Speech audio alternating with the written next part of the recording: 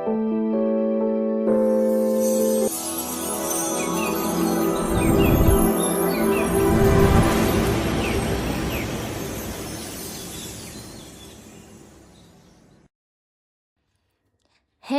Liệu xin chào bạn. Chào mừng bạn đến với kênh Móc Len của Dương Liệu Handmade. Video này Liệu sẽ hướng dẫn các bạn móc một cành hoa anh đào phối màu và phần thêu nhị rất là cưng, và mình chia sẻ công thức móc khá là nhanh.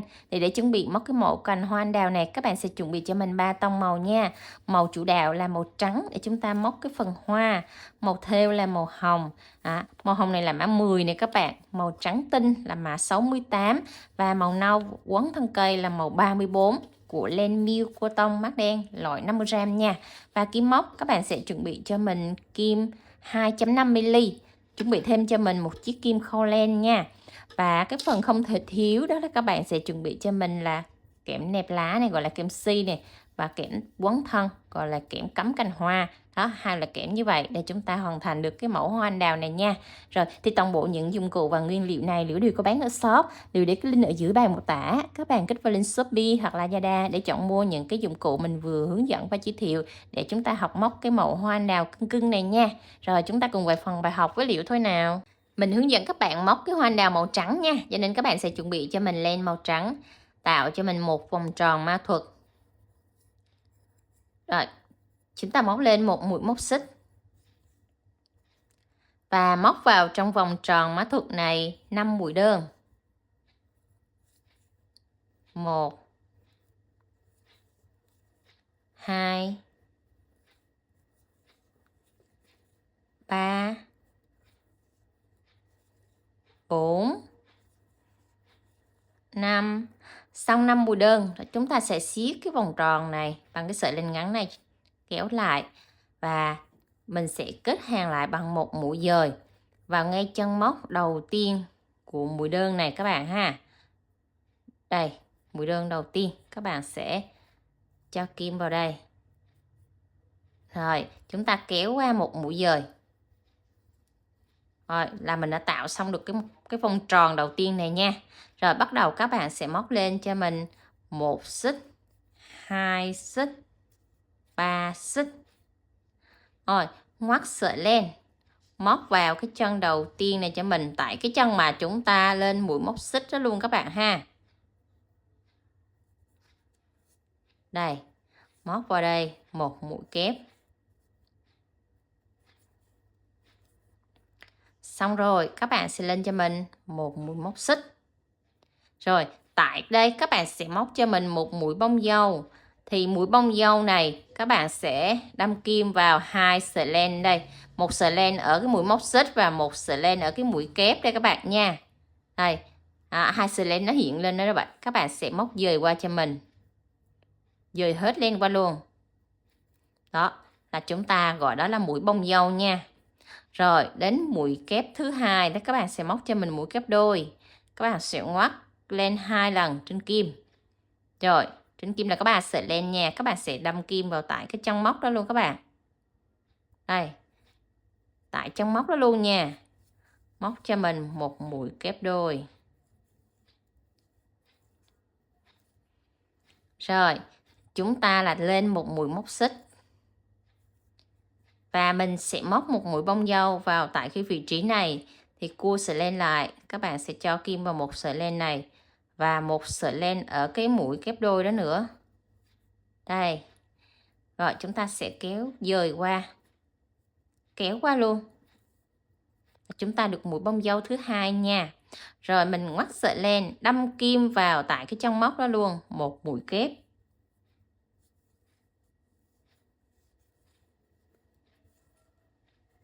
Một mũi kép các bạn nha.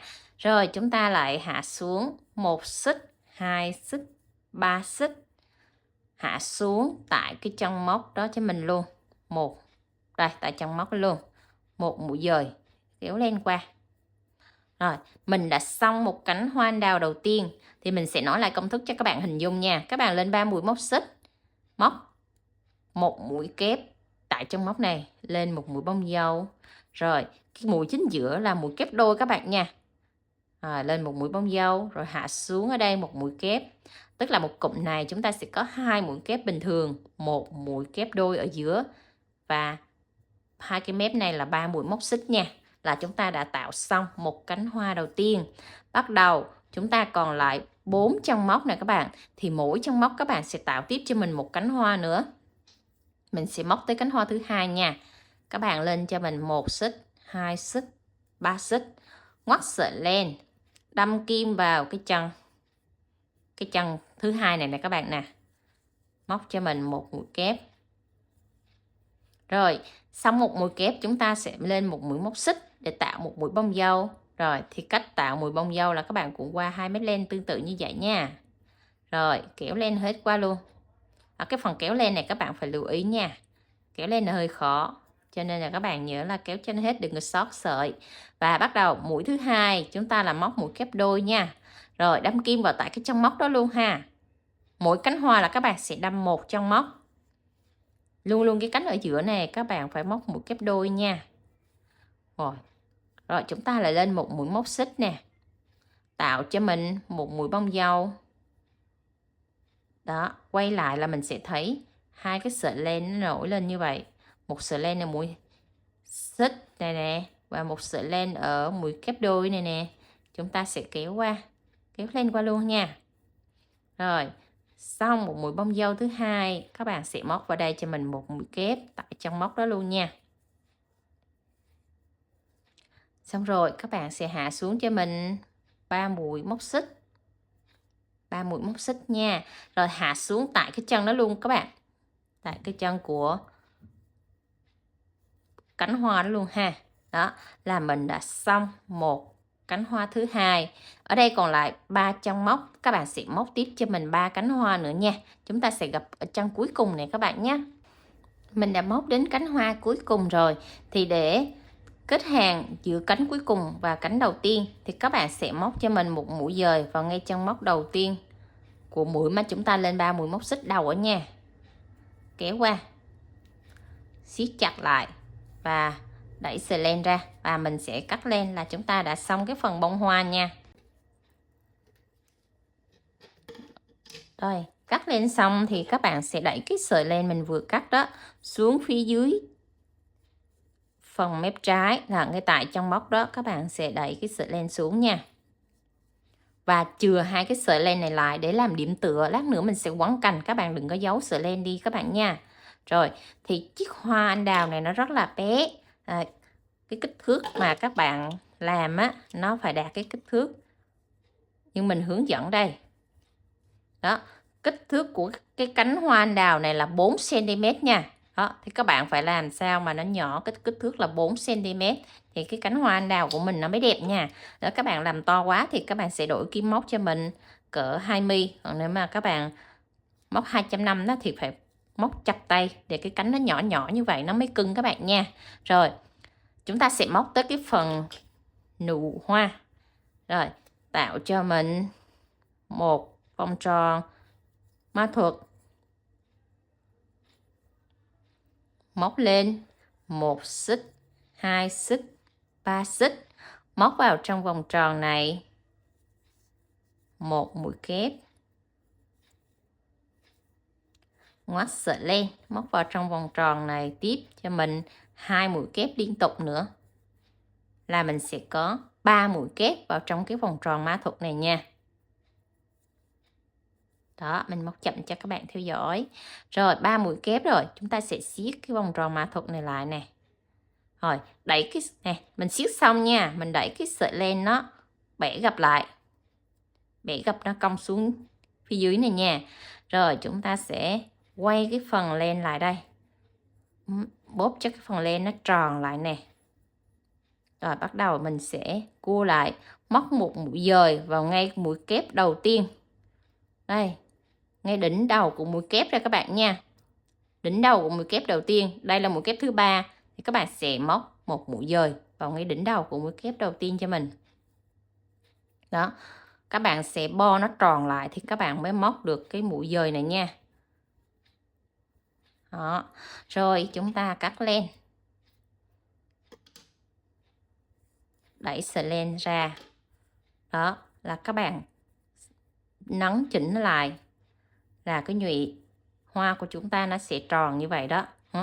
Trong cái nhụy hoa này các bạn chỉ cần móc lên 3 mũi móc xích và 3 mũi kép, chúng ta bo tròn lại là mình đã tạo được một cái búp hoa anh đào bé tí như vậy nha.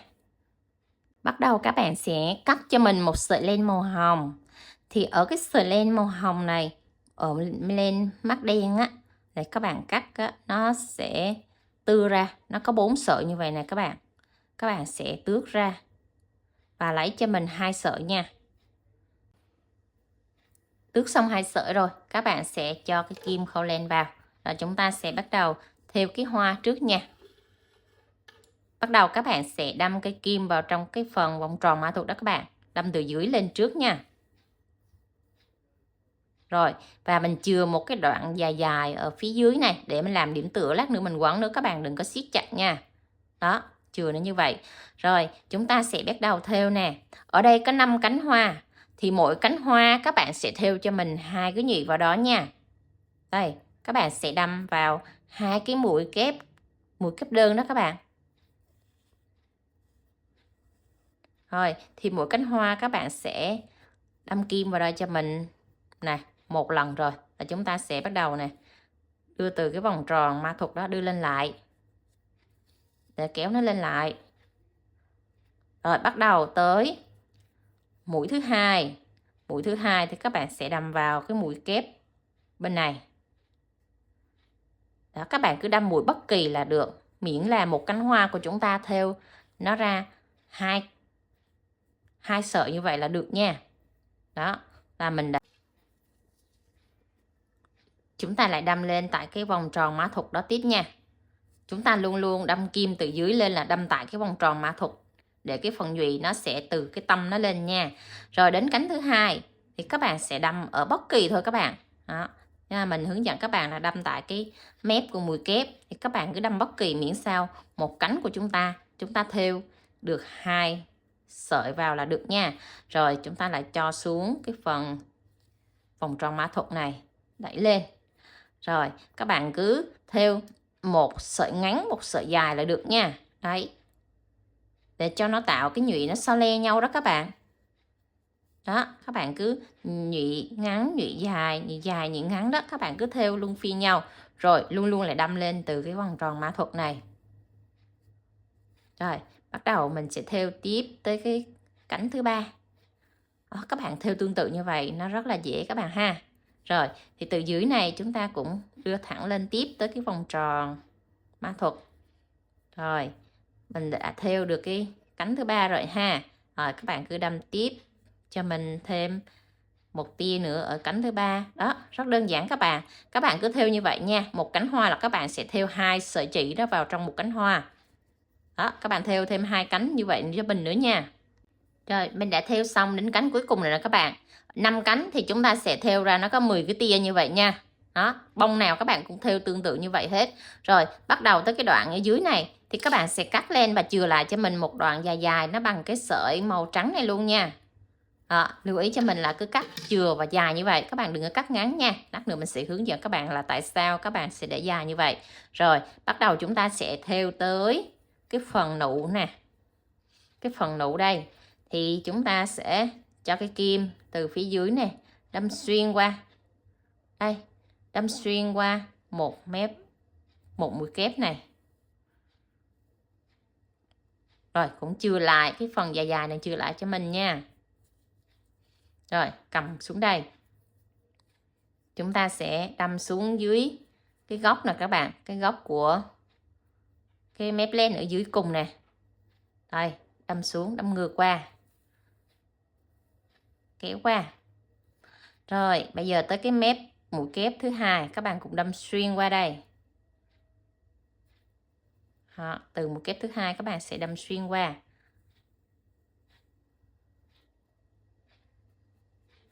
Rồi chúng ta cũng lại đâm xuống cái chân này luôn nha. Cái chân của cái sợi len mà lúc nãy mình gút nó cuối cùng đó, cái phần chân dưới đó. Đó, Rồi, thì các bạn sẽ để ý thấy nè, 3 mũi kép, 1 mũi kép, 2 mũi kép, 3 mũi kép nào chúng ta cũng có cái sợi len màu hồng hết. Đó, thì tức là mỗi mũi kép các bạn đều đâm vào một cái mép len màu hồng nha. Rồi, ở còn cái chân này các bạn chưa đâm nè, thì chúng ta cũng đâm vào một cái sợi len màu hồng vào cái mũi kép cuối cùng đó luôn. Đó là 4 mũi kép thì các bạn sẽ đâm vào 4 chân móc như vậy hết cho mình nha. Rồi, tới cái chân cuối cùng này thì các bạn sẽ đâm xuyên nó qua để nó giữ cái sợi len nó nằm ở phía dưới này, nó không có bị bung ha. Đó, thì các bạn đâm xuyên qua ở phần giữa đấy các bạn ha. Đó, ở giữa cái sợi len màu trắng đó. Các bạn đâm xuống đó. Rồi, và bắt đầu chúng ta sẽ cắt len. Mình cũng cắt một đoạn dài như vậy luôn nha. Đó, là tất cả các mũi kép đều móc vào đây, đâm kim vào đây, một mũi len màu hồng hết để nó tạo cái phần nhụy thêu của mình nữa đó các bạn ha. Một cành hoa anh đào của chúng ta thì các bạn sẽ chuẩn bị cho mình tổng là có 6 cái bông nha. Đây, 2, 4, 6 cái bông và 3 cái nụ. 3 cái nụ nha các bạn nha, 6 bông và 3 nụ như vậy ha. Đó, rồi, các bạn sẽ chuẩn bị cho mình cái kẽm mềm mềm mà gọi là cái kẽm nẹp lá đó các bạn. Đây, để chúng ta sẽ bắt đầu quấn tạo hình nha. Cái kẽm nguyên thủy của các bạn mua về thì nó có chiều dài như vậy nha. Thì các bạn sẽ cắt làm đôi cho mình trước. Cắt làm đôi ra. Xong rồi các bạn sẽ gập lại. Gập làm đôi lại, các bạn cắt làm tư cho mình. Một lần nữa là chúng ta cắt 2 lần. Thì là sợi kẽm này các bạn sẽ cắt ra được 4 cọng. Đó. 4 cọng như vậy thì cái chiều dài khi mà mình cắt hoàn thiện xong một cái kẽm ra 4 cọng á thì mình đo chiều dài để các bạn ước lượng nha. Chiều dài một cái kẽm mà mình vừa cắt ra thì nếu mà bẻ thẳng ra nó cỡ tầm là 20 cm nha. 20 cm. Rồi, bắt đầu chúng ta sẽ quấn nè. Quấn tạo hình cho cái bông hoa và cái nụ nha.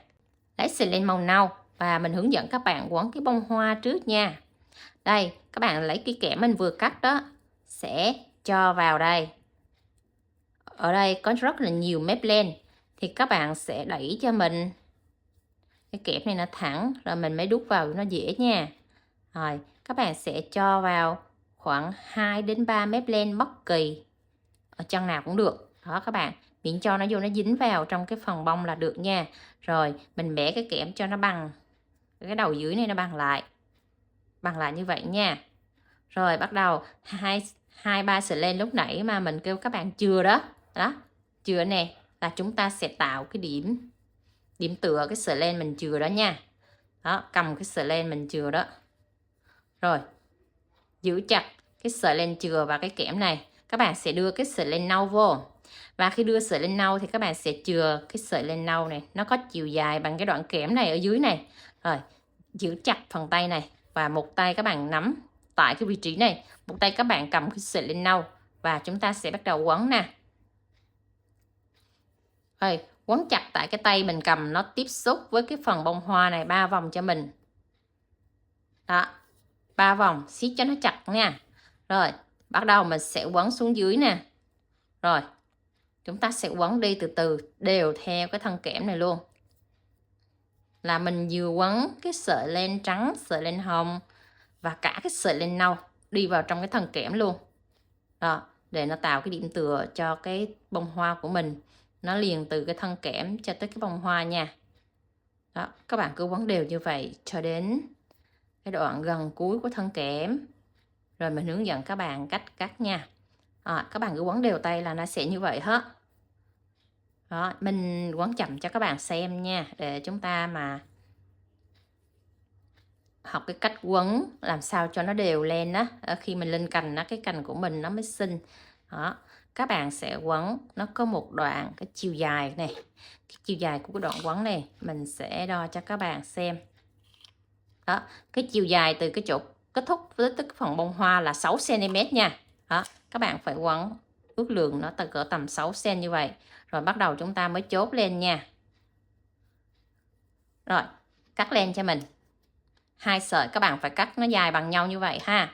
Rồi, dùng 2 sợi này chúng ta mới cột gút lại với nhau nè.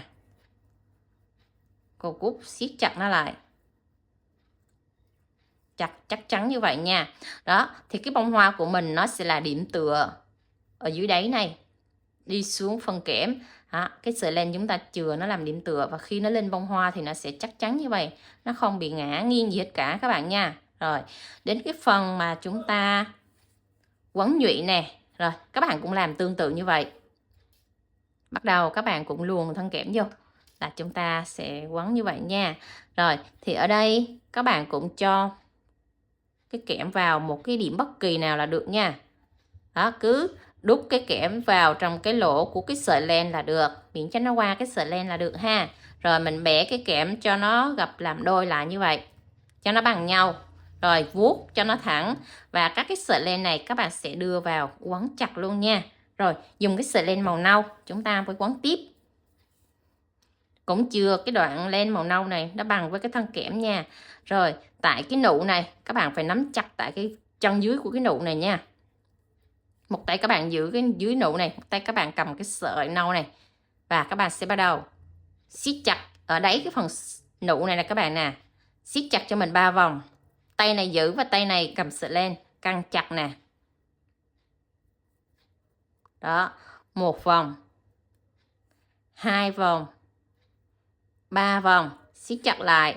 Đó, để cho cái phần nụ của mình khi mình chặt ở dưới thì nó sẽ bung, nó căng ở trên ra, nó tạo cái phần nụ tròn ra đẹp. Rồi chúng ta sẽ giữ cái tay này cho chặt, và mình sẽ quấn đều nè, quấn đều và quấn nhanh đi. Cái sợi len trắng, hồng và nâu cùng với cái thân kẽm chúng ta sẽ quấn đều luôn. Đây là mình quấn nhanh cho các bạn xem nha. Khi quấn nhanh thì các bạn thấy là cái sợi len nâu này nó sẽ bao phủ hết tất cả các sợi len còn lại, chứ đừng có chừa cái lỗ trống nào hết nha. Rồi thì các bạn cũng quấn cho mình cái chiều cao từ cái búp xuống tới cái đoạn mà mình cắt cái phần sợi nâu này cũng là 6 cm nha. Đó, các bạn mà lưu ý cái độ dài nó. Nếu các bạn cho cái bông nó mình nó ngắn thì các bạn cứ quấn 5 cm. Rồi còn nếu các bạn cho cái nụ của mình nó cao lên thì các bạn sẽ quấn cho mình cái độ dài này là 6 cm, giống như cái phần bông hoa nha. Rồi cắt len, và chúng ta cũng dùng 2 cái sợi mình chừa này nè, cột gút lại với nhau thật chặt lại. Đó là chúng ta đã quấn xong cái phần nụ và phần bông hoa. Thì các bạn sẽ quấn tương tự như vậy cho mình là 3 cái nụ nha, và tổng là 6 bông hoa. Đó, quấn đều như vậy cho mình hết rồi, chúng ta sẽ bắt đầu tạo cành nha. Đó, các bạn sẽ lấy cho mình một cái kẽm quấn cành này nha. Rồi chúng ta sẽ bắt đầu lấy 3 cái nụ này vào, chúng ta quấn trước, ghép 3 cái nụ này lại với nhau. Rồi thì cách ghép nụ này, các bạn sẽ cho các cái nụ này nó so le nhau để nó tạo cái độ tự nhiên đó các bạn. Rồi mình sẽ điều chỉnh nha, nụ thấp, nụ cao. Đó, các bạn điều chỉnh cho nó họ theo tầng như vậy, hoặc là 2 nụ thấp, 1 nụ cao, đó thì tùy các bạn canh chỉnh nha. Đó, nó sẽ so le như vậy. Rồi chúng ta sẽ bắt đầu quấn nha. Rồi đưa cái đoạn len màu nâu vào đây, chúng ta sẽ bắt đầu quấn nè. Tại cái vị trí kẽm tiếp xúc này với 3 cái nụ này, các bạn sẽ quấn cho thật là chặt. Cái vị trí này cực kỳ quan trọng nha, các bạn phải lưu ý cho mình cái đoạn này nha. Khi các bạn quấn chắc cái đoạn này thì mình xài cái hoa của mình nó không bị tuột, chứ các bạn mà quấn không chặt là cái đoạn này nó sẽ bị tuột liền. Đó, lưu ý cho mình cái đoạn này, siết chặt lại cho mình nè. Đó, dùng 2 sợi len siết cho thật chặt lại trước. Rồi chặt lại cho mình mấy vòng trước nha. Đó, chặt như vậy trước, rồi các bạn mới bắt đầu quấn tiếp nha. Một tay các bạn sẽ giữ chặt cái phần thân kẽm này. Đó, tại cái vị trí tiếp xúc kẽm và cái nụ này, các bạn sẽ quấn chặt cho mình phải tầm 5 vòng nha, để nó che cái phần thân kẽm này trước. Rồi chặt như thế này rồi, để các bạn sẽ quấn xuống cho mình. Đó, mới quấn từ từ xuống nha. Để nếu các bạn mà dùng cái kẽm dài 40 cm á, thì các bạn sẽ tản các cái cánh hoa cho nó dài ra.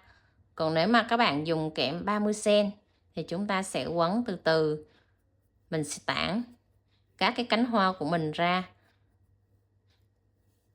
chia đều cho các cái vị trí nha. Rồi, mình quấn được một đoạn như thế này rồi. Cỡ tầm 2cm thì các bạn sẽ ráp cho mình một cái bông hoa đầu tiên vào trước. Đây, cái bông hoa này nó sẽ thấp so với cái nụ này, nó sẽ thấp xuống dưới cái nụ này chút xíu. Đây. Miễn là nó nằm ở dưới cái nụ này là được các bạn nha. Nếu các bạn mà đo thấy nó hơi chinh lên so với cái nụ thì các bạn sẽ quấn xuống cho mình thêm một chút xíu, 2 vòng nữa. Đó, để cho cái hoa này nó sẽ nằm dưới cái nụ thấp nhất. Đó, khi các bạn ráp cái bông vào thì cái hoa nó phải nằm ở tại cái vị trí ngay cái khất này nè các bạn ha. Đó, các bạn ráp vào thấy ok rồi thì chúng ta mới quấn nha. Và cái cành hoa này thì các bạn sẽ cho cái chiều dài bẻ ra này nó khoảng tầm là 3cm nè. Đó, cái cánh bẻ ra là 3cm nha. Còn cái phần điểm tựa này các bạn sẽ quấn nó vào đây. Đó, khi bẻ lên nó sẽ như vậy ha. Rồi, các bạn sẽ quấn cho mình cái bông hoa đầu tiên vào đây. Và nhớ là siết chặt tay cho mình nha. Khi một bông hoa tiếp xúc vào trong cái phần thân kẽm thì các bạn phải siết cho mình 2 vòng tại cái vị trí cái cánh hoa đó. Đó, để khi mình quấn cho nó chắc và mình xài đó nó không có bị bung nha.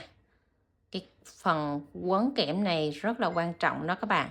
Nên các bạn lưu ý quấn cho thật là chặt cho mình nha.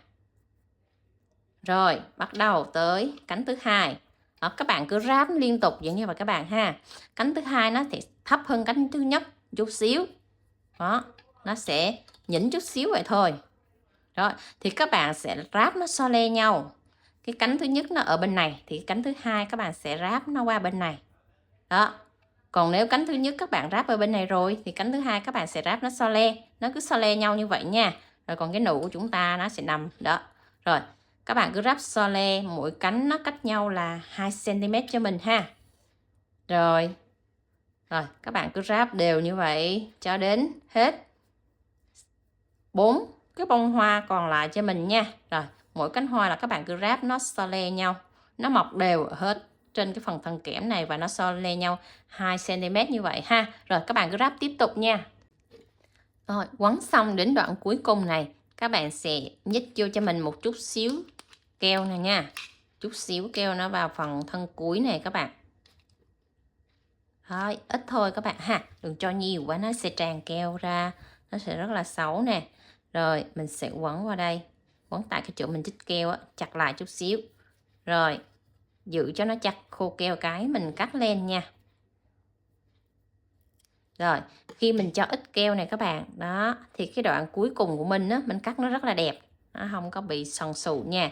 Rồi, mình đã hoàn thành xong một cành hoa anh đào rất là cưng các bạn ha. Móc cực kỳ nhanh các bạn nha. Đó, các bạn sẽ tản bông hoa cho mình nó nằm ở nhiều vị trí như vậy đó các bạn. Rồi khi xếp thẳng lên thì sẽ như vậy. Và mình bẻ ra thì nó cũng sẽ xòe ra rất là đẹp. Đó, cưng ha các bạn ha. Đó, các bạn sẽ phối hoa anh đào màu hồng hoặc là màu trắng. Đó, rất là nhiều màu, rất là đẹp. Nếu các bạn muốn cái cành anh đào của mình nó uốn tự nhiên á thì các bạn sẽ bẻ cong nó như vậy nè. Đó, cong góc này. Đó, quẹo quẹo như vậy. Nó tạo thành một cái cành hoa anh đào tự nhiên các bạn ha. Đó, nó có cái độ nghiêng nghiêng cong cong như vậy, nhìn nó rất là thực. Rồi các bạn muốn thẳng thì thẳng, các bạn muốn uốn thì uốn như vậy. Đó, khi mình cắm lên cành lên bông nó rất là cưng ha các bạn ha. Rồi, thì mình đã hướng dẫn cho các bạn hoàn thành xong một cành hoa anh đào rất là đẹp. Nếu các bạn mà muốn trưng Tết, các bạn móc cho mình một khoảng tầm là 15 cành cắm vào bình là chúng ta trưng Tết rất là đẹp. Đó. Rồi, nếu các bạn thấy video này hay nhớ cho Liễu xin một like với nha. Và để lại bình luận bên dưới nếu có đoạn nào các bạn thắc mắc, các bạn chưa hiểu rõ đó thì Liễu sẽ hướng dẫn để các bạn hoàn thành xong cái cành hoa anh đào cưng cưng này nha. Bye bye các bạn, hẹn gặp lại các bạn ở những video sau nha. See you.